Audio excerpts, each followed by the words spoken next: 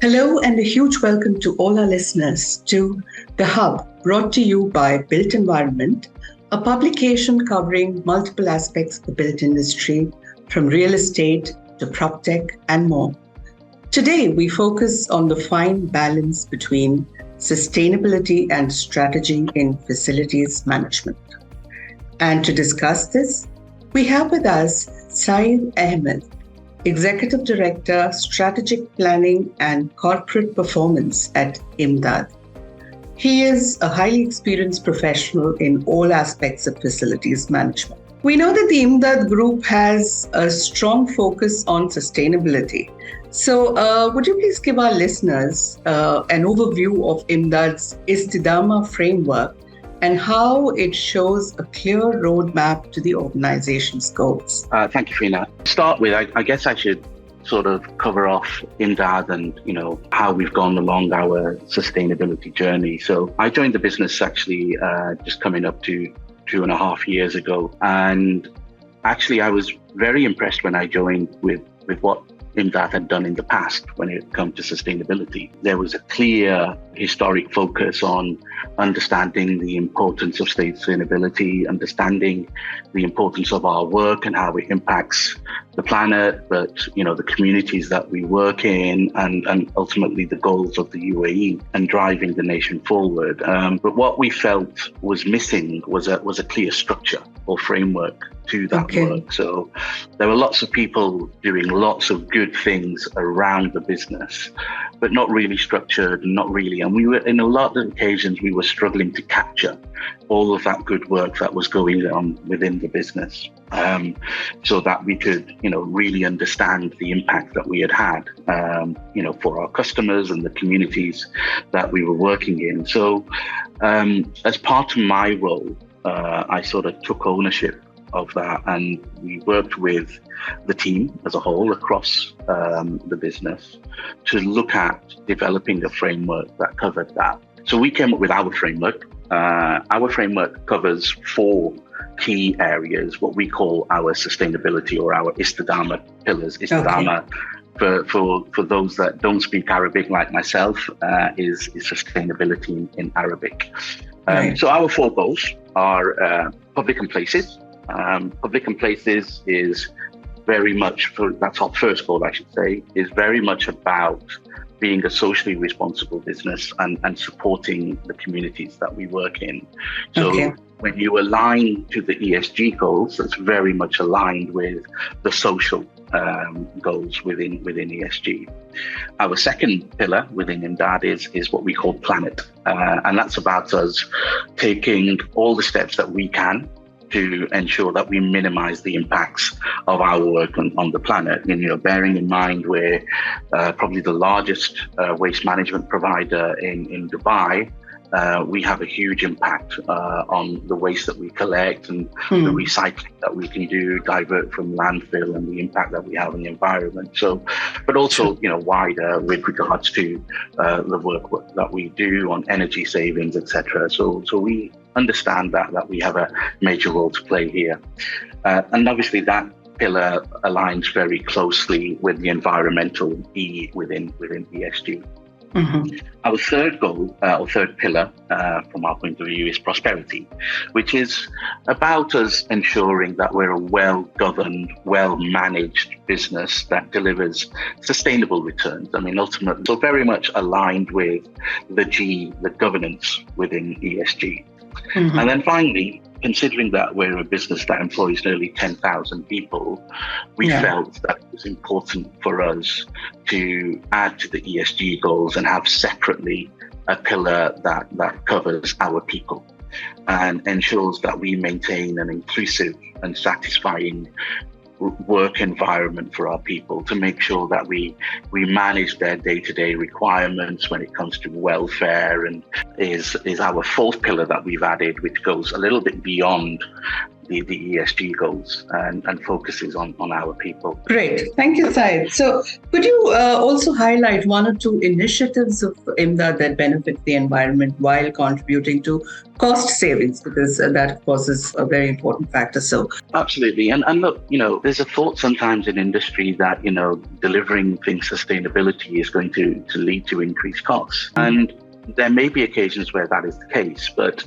sometimes the sustainability benefits will offset the increased cost. But in many, many occasions, the sustainability goals actually help you reduce your costs. I can certainly highlight a few examples of that and what we've done. I think the first one that I would mention is our Forest Materials Recycling Facility, which we launched, I think in 2020 or 21. I think it was around about 2020, actually, after a couple of years of construction. Now, Forest is a state-of-the-art, the only one in the Middle East at the moment, materials recycling facility, which is completely automated. Yes. We bring the huge majority of the waste that we collect from our customers to Forest for it to be recycled. Now, unlike many areas of the Western world where you get segregated waste and there's a lot of recycling happening at source, for the majority of our waste, unfortunately, we collect mixed waste. So sort of segregating that into what can be recycled into different elements so that we can divert away from landfill requires a lot of technology, and our Forest facility, as I say, fully automated, does that for us. We have the capacity to take about 1,200 tons a day of waste to Forest when it's fully functional. I mean, it's fully functional already, but we're not fully operating the plant at the moment. But we are taking around about 800 tons a day to Forest at the moment, and of that, we managed to segregate around about 8 to 10% of that waste into things that we can resell as recyclables.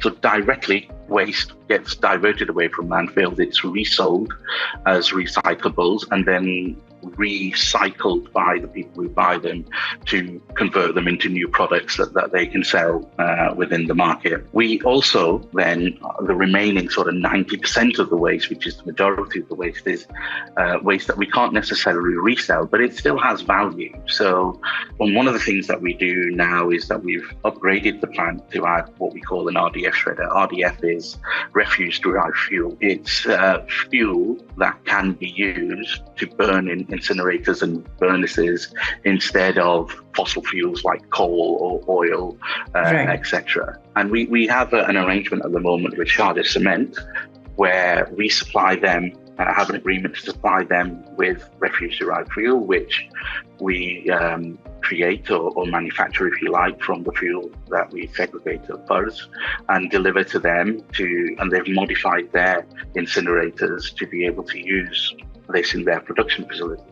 Now, this has, a number of benefits. Obviously, first of all, we are not taking the waste to landfill, so we're diverting away from landfill and reutilizing it. But B, it means that Sharjah Cement and other companies that we hope to work with in the future are not using highly valuable natural resources to generate the power they need for their production facilities.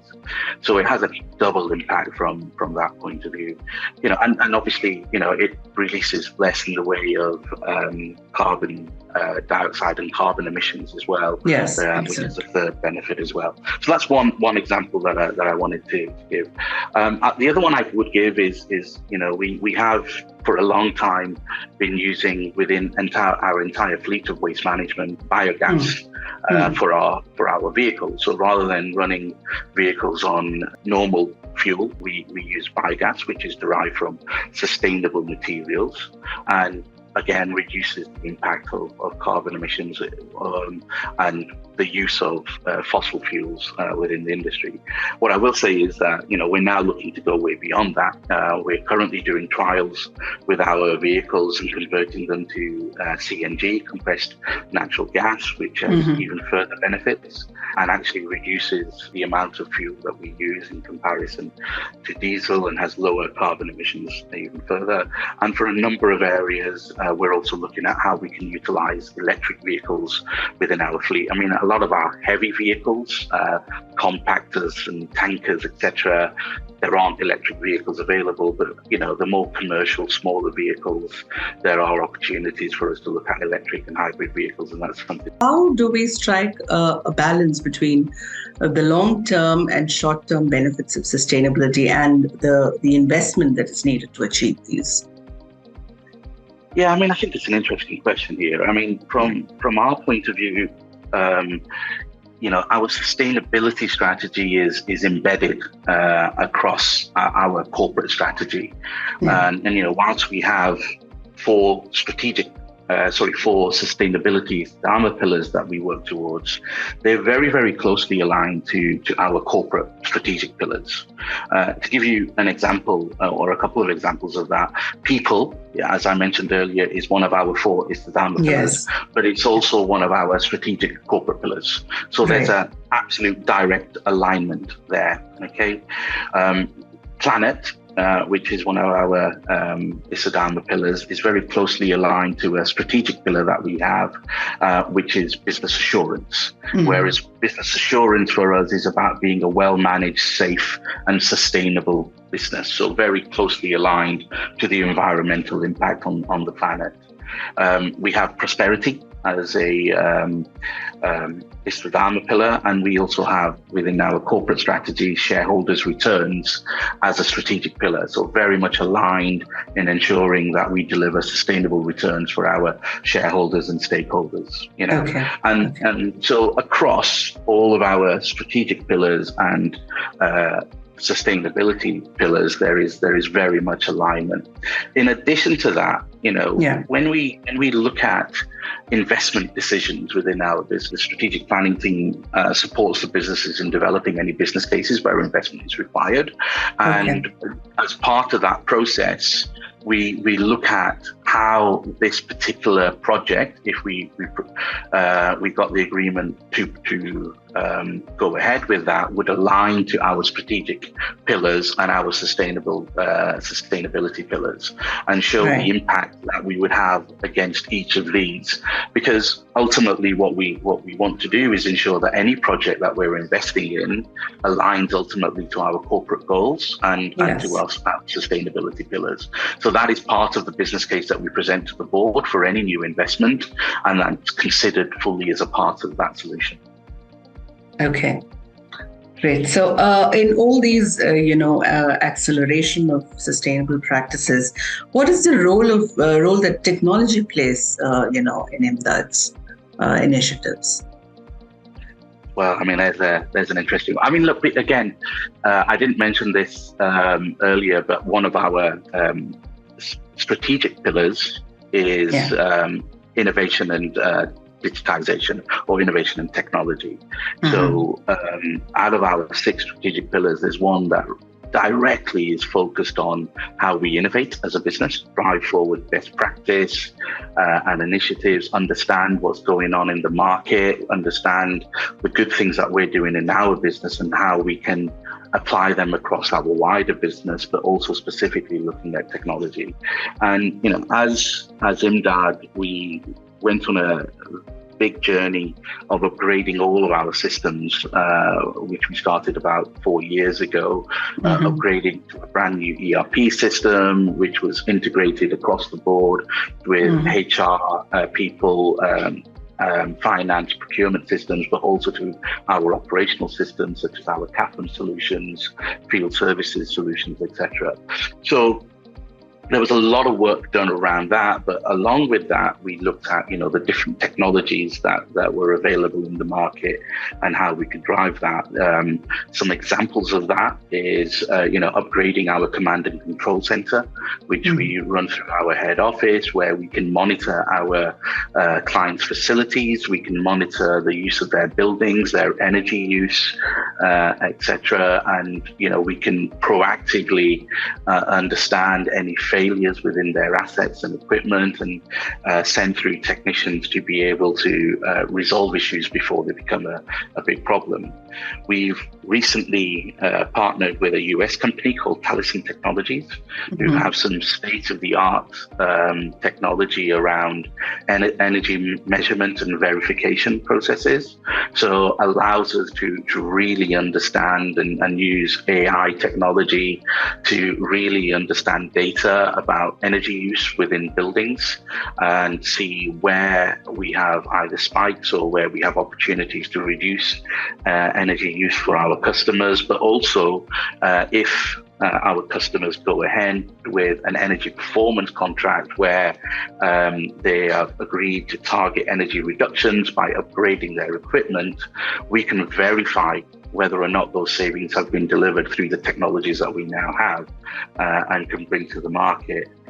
Some other examples, we've been focusing heavily on Internet of Things, the IoT type technology, where we can install sensors for our customers, which allows us to, again, link that back to our command and control center to monitor things like vibration, temperature, moisture levels, air quality, etc., so that we can understand any changes within the assets, within the buildings, and understand, proactively whether something's likely to fail, do sort of predictive analysis and look to, again, if a bearing goes on a huge pump or a motor, it's cheap to replace the bearing, but if you don't notice that the bearing has failed and the whole motor fails, then that becomes extreme. Another couple of examples quickly, sort of route optimization for our staff transportation, but also our vehicles for waste management has led to significant decreases in the amount of fuel that we use by planning, using technology to plan our routes better, so that, we make our teams more efficient, but as part of that, we also reduce the impact on the environment through the amount of fuel that we use, etc., to pick that up. And I guess, from a cleaning point of view, which is a big part that we use, we've absolutely moved towards the use of green certified materials and chemicals, etc., ensuring that the materials that we use are less harmful to our people in case of spillages, etc., but also less harmful for the environment. What, in your experience, what have been the challenges that you have faced in achieving sustainability, and how strategic planning or planning in general has helped to overcome these? I'll take this in two parts, if that's okay. So I think the first one for me is, public awareness and raising public awareness on the importance of sustainability. And, when I talk about sustainability, I talk about sustainability as a whole, the impact on communities, the impact on our people, as well as, the impact on the planet, which is what people generally think about when they think about sustainability. And, for us, it's extremely important to increase that public awareness with our clients, but also within schools and, the future generation.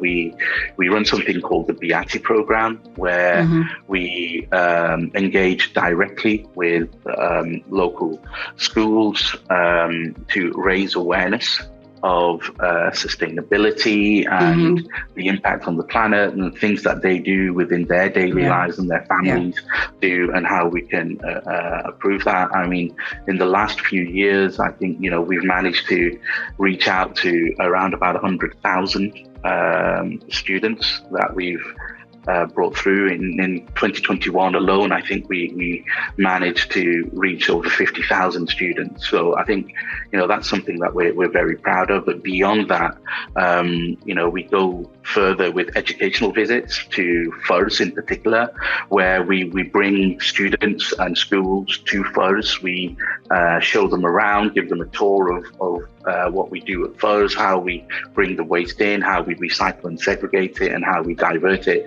from landfill, and the benefits of what we're doing on the world, I think are very important. And we also run a lot of joint campaigns with clients. So we're now very keen on getting into our clients' buildings and raising awareness joint campaigns, and then not just joint campaigns in raising awareness, but also we do joint campaigns on community and CSR type activities. So, as an example, we've run e-waste campaigns with a couple of our customers, such as Fardan Exchange and with Nikhil, where, we've done campaigns to collect their old e-waste and ensure that it doesn't go to landfill and take it back to recycling centres. We've done a number of beach days, for example, with Nikhil and with Living Business in Al Qudra in the desert, where we've gone and we've, taken a number of our employees through employee volunteering schemes to help clean up these areas of beauty and pick up the waste, etc. And we've also done mobile recycling vehicles that we've created, where we now take a mobile vehicle where we have segregated waste areas into communities, and we announce that we're going to come in so people can bring their segregated waste and put it in directly to ensure that we can then recycle that fully. So I think the first one that I would cover on that is around challenges of increasing awareness within the communities so that we can improve that. Beyond that, internally within our organization, it was about ensuring that we also drive the importance of communicating all of the good things that we do and the plans that we have and how that benefits. Now, we're seeing a lot of increased importance around reporting on these sustainable goals. We've, very recently seen the introduction of even financial elements and reporting with financial reports on sustainability goals. So for us, being in a position to capture that information and report on it is something that's going to be key in the future. So we wanted to make sure that we were ahead of the game to be able to drive that. And I think what really helps us with the Istidama framework is that it provides structure and guidance to our teams. It allows them to understand what we want to do, why we want to do it, and gives them freedom to go out and open up opportunities with their clients as to how they can drive that forward and work with clients. And we've given a lot of autonomy to our teams out there in the field to find ideas and come up with ways that we can drive this forward. And I think as part of our planning process, which was part of your question, these plans strategically and then broken down, because we then break down our corporate plans at the BU level and support function levels. Yes. And we get people involved in planning and communicating all of this. We now do regular updates on the work that we're doing in communities and employee engagement and sustainability as part of our quarterly newsletters and announcements that we do with our marketing team.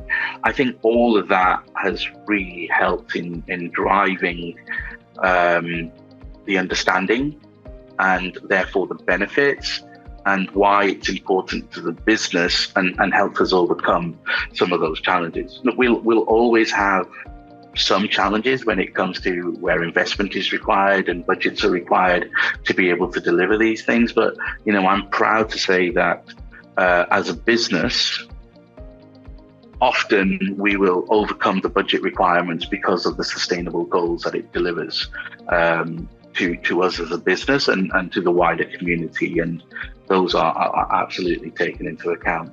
I think ultimately, for me, what this is about is ensuring that the business knows what we want to do, ensuring that senior management provides focus for that and provides guidance and empowers people to be able to deliver what we want to do.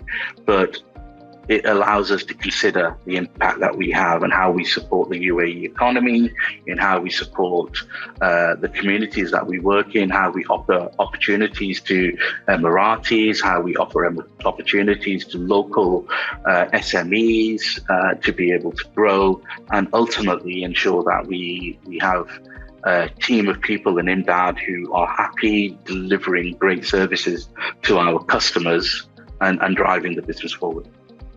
Great. Thank you, Saeed, for giving our listeners a glimpse into Imdaad's strategies in prioritizing sustainability and its efforts to create a positive impact on facilities. So, dear listeners, today we heard from Saeed Ahmed, the Executive Director, Strategic Planning and Corporate Performance at Imdaad. We at the Built Environment will be back on the hub with more such industry knowledge.